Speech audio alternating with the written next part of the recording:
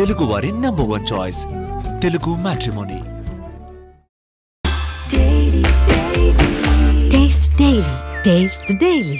నమస్తే. ప్రస్తుతం ఆంధ్రప్రదేశ్లో అనేక రకాలైన పరిణామాలు చోటు చేసుకుంటున్నాయి. సో పలు అంశాలకు సంబంధించి మనతో చర్చించడానికి ఫైర్ బ్రాండ్ మరియు టీడీపీ జాతీయ నాయకులైనటువంటి ఆర్యరెడ్డి గారు ఉన్నారు. ఆర్యరెడ్డి గారు నమస్తే అండి. నమస్కారం. బాగుంటారా? బాగున్నాం సార్, చాలా కాలం తర్వాత. సో ప్రభుత్వంలో ఉన్నాం కాబట్టి పనులు అనేది ఉంటాయి ఖచ్చితంగా. పార్టీ పరంగా మా మీద బాధ్యతలు ఉన్నాయి కాబట్టి బిజీగానే ఉంటాం. మంచిది. అప్పుడప్పుడు మీలాంటి సోదరులు ఇప్పుడు మిస్ అవుతూ ఉంటాం. సో తాజాగా మాజీ మంత్రి అంబటి రాంబాబు అమరావతి రాజధానికి సంబంధించి చేసిన వ్యాఖ్యలు ఒక విధంగా అది బాధాకరమైన వ్యాఖ్యలు అనాలా, లేకపోతే ఆయన ఒక మాజీ మంత్రి అనే సంగతి కూడా మర్చిపోయి మాట్లాడారు అనుకోవాలో తెలియదు. కానీ అంత పెద్ద రాజధాని ఎందుకు నెత్తినేసి కొట్టుకోవడానికా అని చెప్పేసి అన్నారు. అసలు అది ఒక విధంగా చెప్పాలి షాకింగ్ స్టేట్మెంట్. రాజధానిని నెత్తికేసి కొట్టుకునేది ఏంది నాకు అర్థం కాలేదు. సో ఈ నేపథ్యంలో దాన్ని మీరు ఎలా చూస్తున్నారు? అంటే వెంటలో ఇంత దారుణమైన జుగుస్పాకరమైన మాటలు ఇంకా పోలేదు అంటే 2024లో ప్రజలు వీళ్ళని మెట్టుతో కొట్టారు. ఆ మెట్టుతో కొడితే వీళ్ళకి వెనకాతలుండే చిప్పు అంటే అది పోగొట్టుకొని ఈరోజు ఇంకా మేము జనాల్లో ఉన్నాము, మేము ఇంకా మమ్మల్ని గుర్తించండి అని ఆ ఐడెంటిఫై కోసం అప్పుడప్పుడు వచ్చి ఇట్లాంటి మీరు ఇందాక అన్నారు చూసారా, అతను మాజీ మంత్రి కాదు, కేజీ మంత్రి. అట్లాగే అంబటి రాంబాబు అని మీరు సంబోధించారు. అసలు ఆ పేరు అంబటి రాంబాబు కాదు, మీరు మర్చిపోయినట్టున్నారేమో. అరగంట రాంబాబు అని చెప్పి అంటారు గతంలో కూడా. ఎందుకంటే అతనికి అరగంటే కదా కావాల్సింది.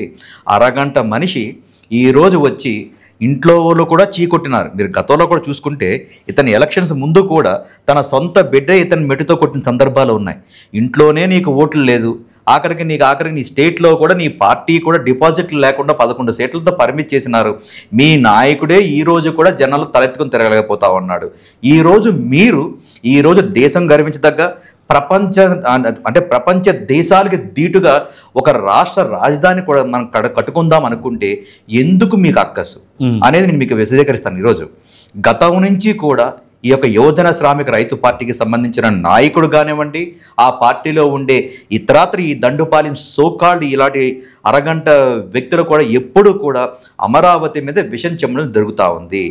ఎందుచేతంటే ఒక వ్యక్తిని నమ్ముకొని 2014లో అప్పటి ప్రభుత్వం మీద ఆ యొక్క ప్రభుత్వ అధినేత అయినటువంటి గౌరవ నారా చంద్రబాబు నాయుడు గారి మీద విశ్వాసం ఉంచి ఆ ప్రాంత ప్రజలు 1-2 కూడా కాదు, కొన్ని వేల ఎకరాలు ప్రభుత్వానికి అంటే ఆనాటి పాలకులు అస్తవ్యస్తంగా మన రాష్ట్రాన్ని అంటే తెలుగు రాష్ట్రాలని ఒక అస్తవ్యస్తంగా విడగొట్టి మనకి ఏది ఇవ్వకుండా కూడా మన ఆంధ్ర రాష్ట్రానికి కూర్చోవడానికి కుర్చీ లేదు, నుంచోడానికి నిడవలేని పరిస్థితిలో మన ఆంధ్ర రాష్ట్రంగా విడిపోయి ఆ రోజు మనకి ప్రజల అనుగ్రహంతో మనకు తెలుగుదేశం పార్టీ అధికారంలో ఒకటి ప్రభుత్వాన్ని మనం నిర్మించుకుంటే కనుక రాష్ట్ర రాజధాని కోసం ఒక వ్యక్తి సుదీర్ఘ అనుభవం గల ఉండే వ్యక్తి మీద అనుభవంతో గౌరవ నారా చంద్రబాబు అనుభవంతో అమరావతి ప్రజలు స్వచ్ఛందంగా దేశంలో మీరు ఏ రాష్ట్రమైనా తీసుకోండి, ఆ రాష్ట్ర రాజధాని కోసం ఏ రాష్ట్ర ప్రజలైనా సరే స్వచ్ఛందంగా వచ్చి ఒక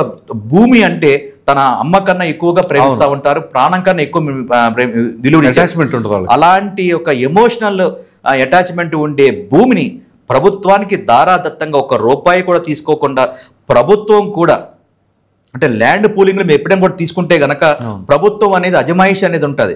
కానీ ఇక్కడ ఎటువంటి రాజకీయ ప్రలోభాలు కానివ్వండి, ప్రభుత్వ ఒత్తిడులు కానివ్వండి, ఎటువంటి లేకుండా ప్రజలే స్వచ్ఛందంగా వచ్చి మా యొక్క భూములు మీరు తీసుకోండి, ఈ ప్రాంతాన్ని రాష్ట్ర రాజధానిగా తీసుకోండి అని చెప్పి అందరూ సమిష్టిగా ఒక నిర్ణయానికి వచ్చి 33,000 ఎకరాలు పైచిలకు ఆనాటి ప్రభుత్వానికి ఇస్తే అది ఒక గొప్ప ఒక వ్యక్తి మీద ఉండే నిదర్శనం అని చెప్పగలగాలి.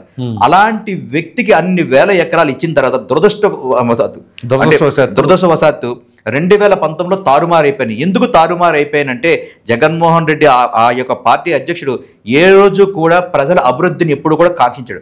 దానికోసం అప్పట్లో 5 సంవత్సరాలు ఆ ప్రభుత్వం పనిచేసిన విధానాల్ని ఇతను తప్పుగా చూపించుకొని దొంగ ప్రేమ నటించి నాటకాలాడి ముద్దులు పెట్టో లేకపోతే గుద్దులు పెట్టో అందరికీ ఒక్క ఛాన్స్ అని చెప్పి నమ్మిస్తే ఆనాటి ప్రజలు ఆ యొక్క కపట ప్రేమని మోసపోయి ఒక్క అవకాశాన్ని అని చెప్పి ఇచ్చిన తర్వాత ఏం చెప్పినాడండి? ఎలక్షన్స్ ముందు ఏం చెప్పినాడు?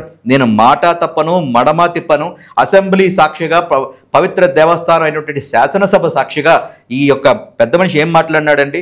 రాష్ట్ర రాజధానికి 33,000 ఎకరాలు సరిపోదు, ఇంకా అతిపెద్ద రాజధాని మనం కట్టుకోవాలంటే ఇంకా కొన్ని వేల ఎకరాలు మనకు సమకూర్చాల్సి ఉంది. అయినా సరే బాధ్యత గల ప్రతిపక్ష పార్టీగా, బాధ్యత గల ప్రతిపక్ష నేతగా నేను ప్రభుత్వం తీసుకున్న నిర్ణయానికి సమర్థిస్తా ఉన్నాను. రాజధాని అమరావతి ఇక్కడే నిర్మించాలి, ప్రతి ఒక్కరు తలదించుకొని ఢిల్లీ కూడా మన వైపే చూడాలని చెప్పిన ఈ చిలక మాటలు మాట్లాడిన చిలక వ్యక్తి అధికారంలోకి రాగానే ఏ విధంగా మాట మార్చాడు, మడమ తిప్పాడు అనేది మనం కూడా చూడడం జరిగింది.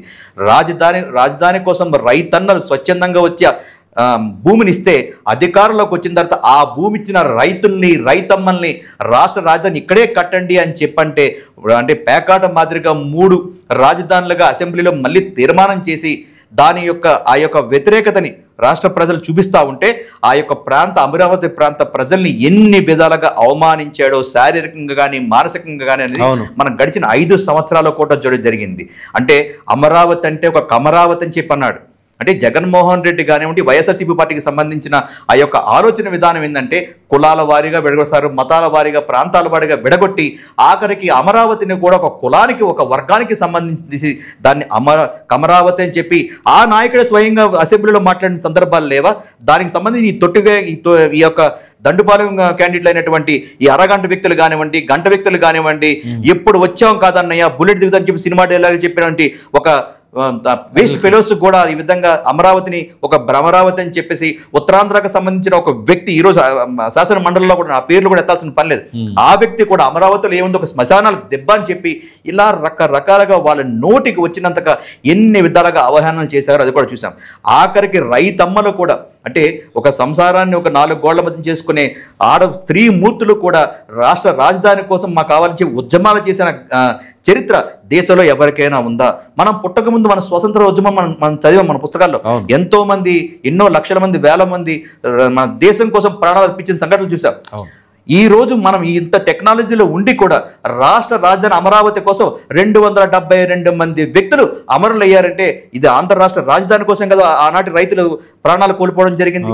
అట్లాంటి ప్రాణాలు కోల్పోయినా కూడా అన్నిటి బాధను దిగమింగుకొని రాష్ట్ర రాజధాని నిర్మించాలని చెప్పి 1600 రోజుల పైచిలకు ఉద్యమం చేసిన ఘనత దేశంలో ఏ రాష్ట్రానికైనా ఉందండి? ఇంత దుర్మార్గంగా, అంటే ఒక హిట్లర్ పాలన చేస్తున్న ఒక సైకో వ్యక్తి ఎన్ని విధాలుగా వాళ్ళు అణిచినా సరే ఆ అవమానాల్ని, ఆ లాఠీ దెబ్బల్ని, ఆ బూటు దెబ్బలను కూడా, స్త్రీమూర్తుల్లో కూడా పోలీసు లాఠీల దెబ్బలతోనూ, పోలీసు బూటులతోనూ కూడా కొట్టించిన సందర్భం గత పాలకులది కాదా? సో ఇలాంటివన్నీ కూడా, అవన్నీ అవమానాలన్నీ భరించిన తర్వాత తిరిగి ఇతను చేసిన మోసాన్ని రాష్ట్ర ప్రజలందరూ గ్రహించారు కాబట్టి 2024లో వీళ్ళ అతిపెద్ద చెంపపెట్టు కొట్టడం జరిగింది. అంటే 151 సీట్లు గత పాలకులు సంపాదించుకొని నేనే రాజు, నేనే మంత్రి అని బిర్రవీగిపోయిన వ్యక్తులు కడకి 11 సీట్లకి దిగొచ్చినారంటే వీళ్ళలో ఆ పశ్చాత్తాపం కూడా, ఎందుకు మాకు ప్రజలు ఈ విధంగా ఇంత తక్కువగా మాకు మెజారిటీ ఇచ్చి 11 సీట్లకి కనీసం ప్రతిపక్ష హోదా కూడా లేకుండా 11 సీట్లు మాకు ఎందుకు పరిమితం చేశారని చెప్పి ఆ పార్టీ నాయకుడు కానివ్వండి, ఆ పార్టీలో ఉండే వ్యక్తులు కానీ ఏ రోజైనా సరే వాళ్ళు పునఃపరిశీలన చేసుకున్నారా? చేసుకుని ఏ రోజైనా సరే ప్రజా సమస్యల మీద మాట్లాడడం జరిగిందని ఈ రోజుకి కూడా అమరావతి మీద కానివ్వండి, రాష్ట్ర రాజధాని మీద కానివ్వండి, ఇప్పటికీ కూడా అవాకులు చెవాకులు మాట్లాడుతున్నారు. దానికి ఉదాహరణ ఈ అరగంట రాంబాబు మాటలు మనం చూడడం జరిగింది. ఎందుకంటే 2024లో ప్రజలు అతి విశ్వాసంతో, ఒక నమ్మకంతో, ఒక అంటే అనుభవసారైనటువంటి గౌరవ చంద్రబాబు నాయుడు గారికి కానివ్వండి, నరేంద్ర మోడీ గారి యొక్క స్ఫూర్తితో కానివ్వండి, పవన్ కళ్యాణ్ గారి యొక్క శక్తితో కానివ్వండి, చంద్రబాబు నాయుడు గారి యొక్క యుక్తితో కానివ్వండి, ఈరోజు కూటమి ప్రభుత్వం కానివ్వండి, కూటమి పార్టీలు మేము మొన్న గత ఎన్నికల్లో పోటీ చేస్తే అత్యంత మెజారిటీ, దేశంలో ఎవరికి లేనంత అత్యంత మెజారిటీ 164 సీట్లతో ఈరోజు ఆంధ్రప్రదేశ్లో శాసనసభలో కూటమి ప్రభుత్వం కొలువై ఉన్న తర్వాత ప్రజలకి ఏమైతే మేము హామీలు ఇవ్వడం జరిగిందో, దేశం గర్వించదగ్గ, ప్రపంచం వరల్డ్ నెంబర్ వన్ ఉండేటట్టుగా ఒక రాజధాని నిర్మిస్తామని చెప్పి ఆనాడు గౌరవ మా జాతీయ అధ్యక్షులు నారా చంద్రబాబు నాయుడు గారు కానివ్వండి, జనసేన పార్టీ అధ్యక్షుడు పవన్ కళ్యాణ్ గారు కానివ్వండి, ప్రధానమంత్రి నరేంద్ర మోడీ గారు కానివ్వండి, వీళ్ళందరూ కూడా ఆ రోజు వాగ్దానం ఇవ్వడం జరిగింది. మనం గతంలో కూడా చూసుకుంటే కనుక 2014, 2019లో ఇదే ప్రధానమంత్రి గారితో ఆ రోజు మనం అమరావతికి శంకుస్థాపన చేసుకున్నాం. మళ్ళీ మాకు అదే అదృష్టం మాకు కూడా జరిగింది. మొన్న 2024లో తిరిగి ఇదే ప్రధానమంత్రి గారితో తిరిగి మళ్ళీ మనం పునాది వేసుకోవడం జరిగింది.